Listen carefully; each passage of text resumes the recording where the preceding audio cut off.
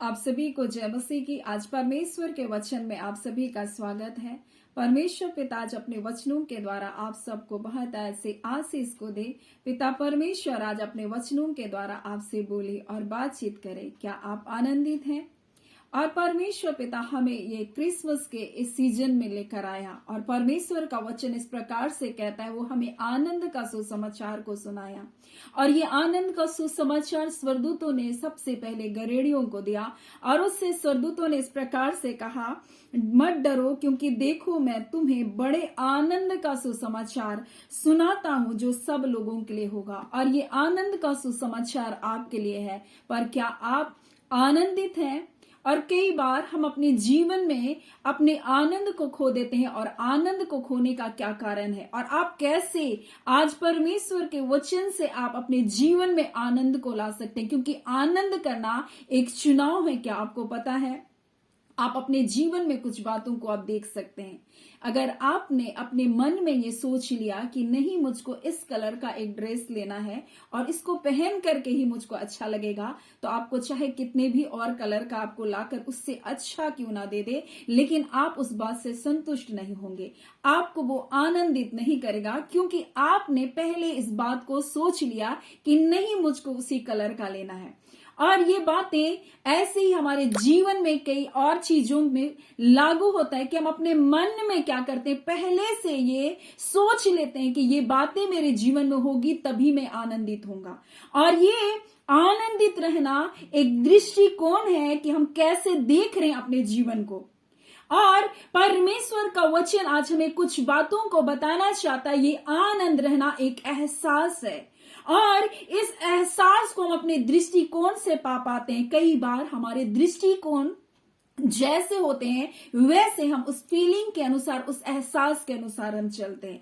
परंतु परमेश्वर का वचन हमें कुछ बातों को बताना चाहता है। इब्रानी 12 उसका 2 में, और यीशु मसीह इस प्रकार से लिखा, जिसने उस आनंद के लिए जो बोलता है कि जो उसके आगे धरा था, लज्जा की कुछ चिंता ना करके क्रूस का दुख सह लिया और परमेश्वर के सिंहासन की दाहिनी ओर बैठा। यानी कि यीशु मसीह उस आनंद के लिए जो उसके आगे धरा था, उसने क्रूस की क्या है, दुख को भी सह लिया। यानी उसको थूका जा रहा है, उसको लज्जित किया जा रहा है, उसको कोड़े मारे जा रहे हैं, लेकिन वो आनंदित है। क्यों? क्योंकि उसको पता है इसके परे मुझको पिता के दाहिनी ओर जा करके बैठना है। क्योंकि ये बातें मेरे जीवन में नहीं होगी तो मैं आगे कभी भी पिता के पास जाकर उसके दाहिनी ओर नहीं बैठ सकता। वैसे ही आपके जीवन में एक उद्देश्य के तहत दुख होना हमारे जीवन में जब होता है तो ये हमारे जीवन में आनंद का विषय बनता है। लेकिन बिना उद्देश्य के जब लोग दुख को उठाते हैं तो उसके लिए दुख का कारण है। दोनों में अंतर है। आज आपको अपने जीवन में जांचना होगा कि आप जो दुख उठा रहे हैं, क्या ये उद्देश्य के तहत है कि इन दुखों के परे परमेश्वर मुझको स्वर्ग के राज्य में लेगा।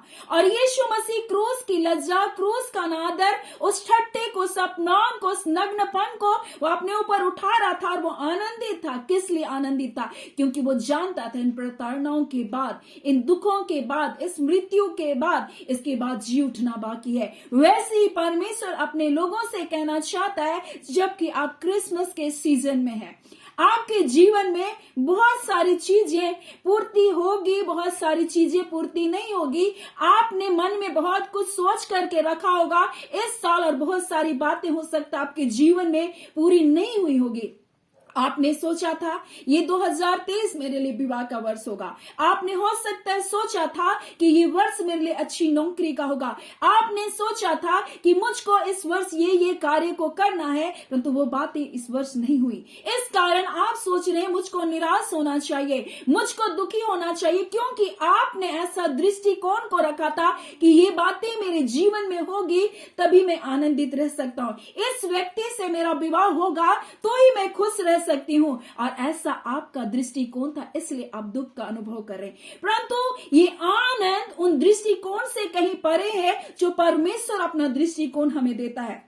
और इसलिए यीशु मसीह उस दृष्टिकोण से देख रहा था जो पिता का था, पिता की योजना में वो था, और वो जानता था ये जो दिक, ये पीड़ा, ये अपमान, ये लज्जा, ये ठट्टा, ये तिरस्कार किया जाना मुझको पिता के दाहिने हाथ लेकर जाकर बैठाएगा। और वैसे ही आज आप और हम जो परमेश्वर के लोग हैं, हमारा दृष्टिकोण परमेश्वर के दृष्टिकोण के जैसा होना चाहिए। यानी कि हम परमेश्वर के मकसद को पूरा करने के लिए इस पृथ्वी पर आए हैं।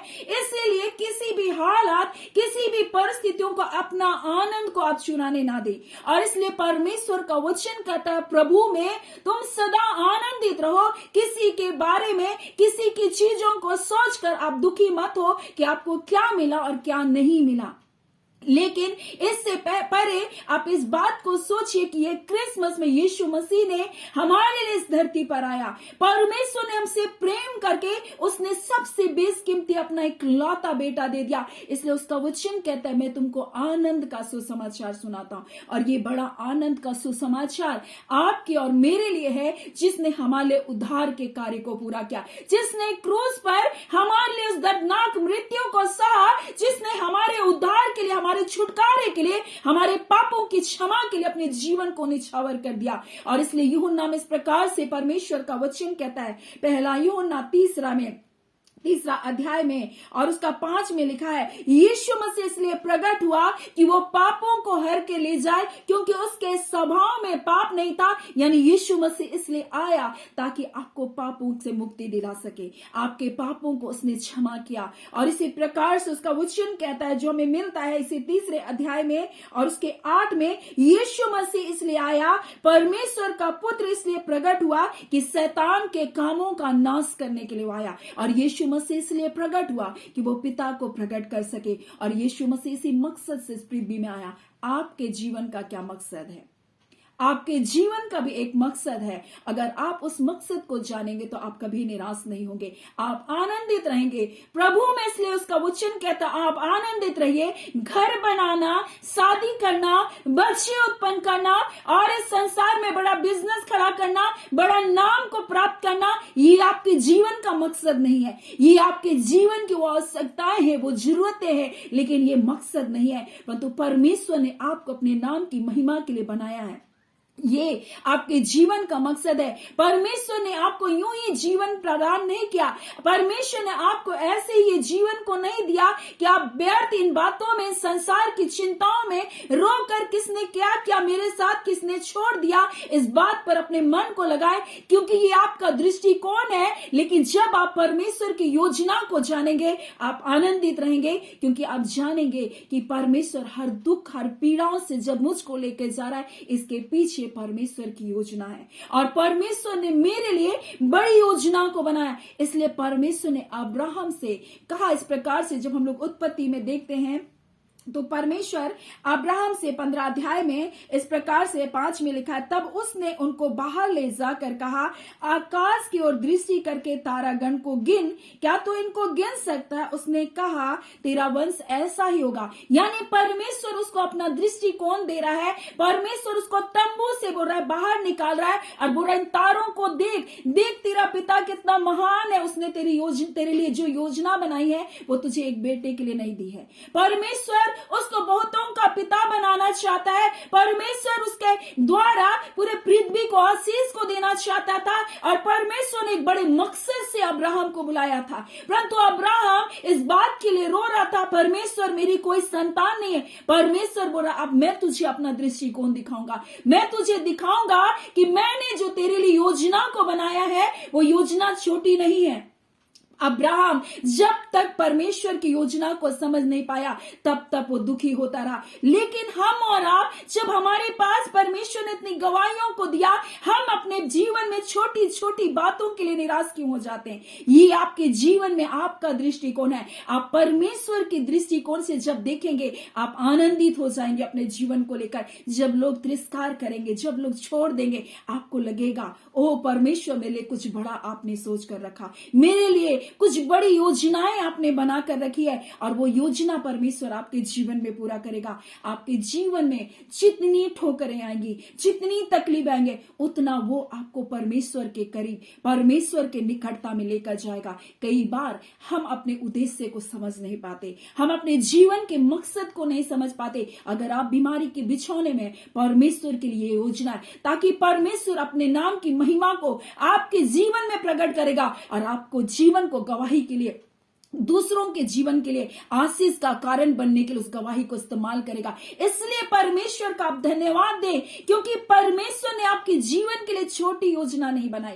परमेश्वर जो कल्पनाएं हमारे लिए करता वो हमारी हानि के लिए हो ही नहीं सकती, वरन हमारे लाभ के लिए है। इसलिए कभी भी निराश ना हो, इसलिए कभी भी टूटे ना। आपको इस क्रिसमस के सीजन में मैं आपको आनंदित रहने के विषय में बता रही हूं, क्योंकि जिसके जीवन में यीशु का जन्म होता है उसी के जीवन में आनंद होता है। क्योंकि यीशु मसीह जिसके यहाँ पैदा होता है उसी के घर में आनंद होता है। एक बच्चा जिसके घर में जन्म होता है उसी परिवार के लोग आनंदित होते हैं कि हमारे परिवार में बच्चा जन्मा है। वैसे यीशु मसीह अगर आपके हृदय में जन्मा है तो ये पवित्र आत्मा का फल है, आनंद पवित्र आत्मा का फल है। इसलिए आप निराश नहीं होंगे। कोई क्या कर रहा है, कोई कैसा व्यवहार कर रहा है, कोई क्या चीज आपके जीवन में पूर्ति हो रही है, नहीं हो रही, कोई बात नहीं, लेकिन यीशु मसीह आपके आनंद की खानी होना चाहिए। और इसलिए उसका वचन कहता है यहोवा का आनंद हमारा दृढ़गढ़ है, यहोवा का आनंद हमको सुरक्षित रखता है, यहोवा का आनंद हमारे जीवन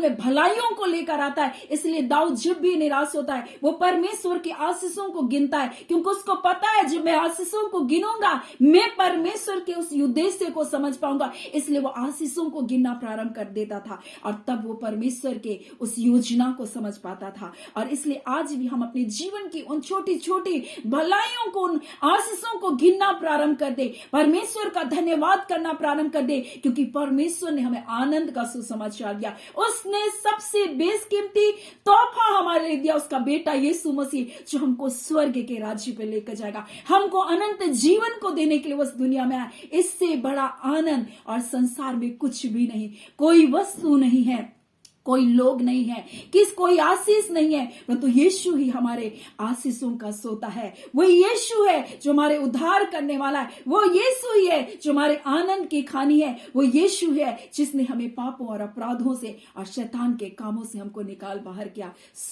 आज आपका आनंद कहाँ है? क्या यीशु मसीह पर है? यीशु का आनंद उस उद्देश्य के तहत था कि वो जानता था कि इस दुख के परे मुझे पिता के दाहिनी ओर बैठना है। और वो इस प्रकार से, इब्रानी में उसका वचन इस प्रकार से कहता है कि यीशु मसीह किस बात को देख रहा था। यहाँ लिखा है जिसने उस आनंद के लिए जो उसके आगे धरा था, यानी इस दुख के बाद जो आनंद था उसके लिए यीशु मसीह ने क्रूस का दुख सह लिया। वैसे ही आपके लिए जो कुछ यीशु ने किया है, जो योजना परमेश्वर ने आपके लिए बनाया है, उस उद्देश्य के पास जाने से पहले आपको इन रास्तों से होकर जाना पड़ेगा। इसलिए आप निराश ना हो, क्योंकि ये आपका दृष्टिकोण है। आप परमेश्वर के दृष्टिकोण से अपने जीवन को देखें।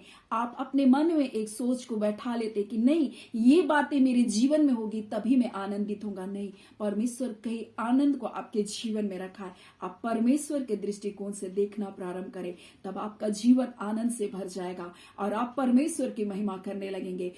परमेश्वर पिता इन वचनों के द्वारा आप सबको बहुत ऐसे आशीष को दे। आमीन। आइए हम प्रार्थना करें।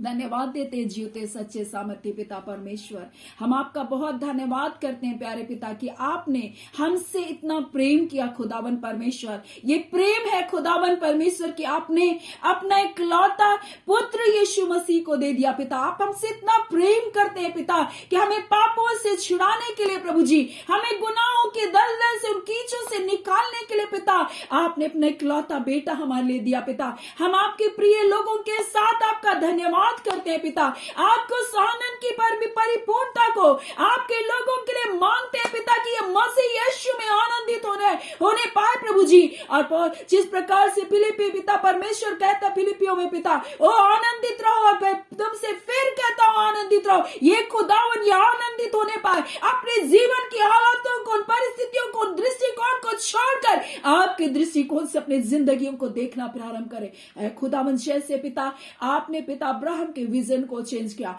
आपने उसके दृष्टिकोण को बदला, आपने जैसे खुदावन परमेश्वर पिता गेजी के दृष्टिकोण को पिता बदला। खुदा जब एलिसा ने कहा, हाँ पिता वो शत्रु को देख रहा था प्रभु, शत्रु की छावनी को देख रहा था, परंतु एलिसा ने उसको दिखाया अग्नि में रथ और घोड़े और सुरक्षा को। वैसे खुदावन आज उनकी आत्मिक आंखें खुले प्रभु जी, और खुदावन ये आनंद से भरे और जानने पाए परमेश्वर आपकी सुरक्षा अद्भुत है, आपकी योजना अद्भुत है, आपके किए हुए कार्य जो आपके बच्चों की जिंदगी में होने जा रहा है अद्भुत है पिता। ये निराश ना हो जाए, ये टूट ना जाए, परंतु अपने जीवन में प्रभु जी ये आनंद को प्राप्त करने वाले हो जाए, क्योंकि आपका वचन कहता है प्रभु का आनंद हमारा दृढ़ गढ़ है। खुदावन प्रभु जी, ऐ खुदावन परमेश्वर अपने गढ़ों में, अपने उस आनंद के गढ़ में अपने प्रिय लोगों को छुपा लीजिए पिता। पिता आपके प्रिय बच्चे आप में सुरक्षित पाए जाए, कोई निराशा, कोई हताशा, कोई चिंता, कोई व्याकुलता इनके जीवन पर राज्य ना करने पाए। खुदावन परमेश्वर आप अपने प्रियों से प्यार करते हैं पिता, इसके लिए आपका धन्यवाद करते हैं प्यारे पिता। आपने उन्हें जय छुटकारे को दिया, अद्भुत गवाहियों को आप दे रहे हैं पिता, आपका धन्यवाद प्यारे पिता। जितने लोग बंधन बंधुआई की आत्मा में पड़े हैं, यीशु नासरी के नाम से आजाद होने पाए, पाप के बंधन टूटे, अशुद्धताओं के बंधन टूटे, हर एक गलत संबंधों के बंधन टूटे। खुदावन परमेश्वर अपने प्रिय लोगों के जीवन को पिता आप बहाल करें पिता। जितने रोग दुख बीमारी में है चंगे किए जाए, जितने कर्ज की समस्याओं में यीशु के नाम से निकल बाहर होने पाए पिता, इनके लिए अद्भुत आश्चर्यजनक कार्य को करके प्रभु इनके हृदय को आनंदित कीजिए। जो पिता चिंताओं में प्रभु जी आप कहते हैं प्रभु मुझे तेरा ध्यान है, आप इनकी चिंताओं को अपने ऊपर ले लीजिए प्रभु, और उन्हें जय को दीजिए। धन्यवाद देते हैं पिता, आनंद का सुसमाचार इनके जीवन, इनके परिवार, इनके घराने पर आने पाए, और पिता इनके परिवार के लोग जो उद्धार नहीं पाए वो भी उद्धार को पाने पाए। खुदावन परमेश्वर ये प्रार्थना आपके बेटे यीशु के नाम से हम मांगते हैं, दया सुने अनुग्रह से ग्रहण कर लीजिएगा, आमीन। परमेश्वर पिता आप सबको बहुत ऐसे आशीष को दे, आमीन।